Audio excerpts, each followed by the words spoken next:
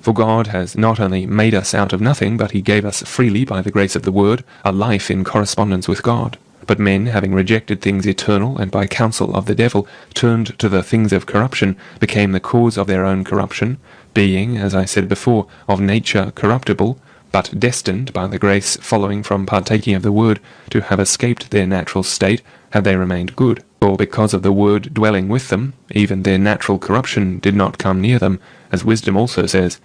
God made man for incorruption, and as an image of his own eternity, but by envy of the devil death came into the world. But when this was come to pass, men began to die, while corruption thenceforward prevailed against them, gaining even more than its natural power over the whole race, inasmuch as it had, owing to the transgression of the commandment, the threat of the deity as a further advantage against them.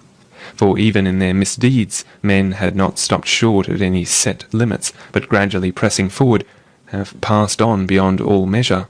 having to begin with been inventors of wickedness, and called down upon themselves death and corruption, while later on, having turned aside to wrong and exceeding all lawlessness, and stopping at no one evil, but devising all manner of new evils in succession, they have become insatiable in sinning.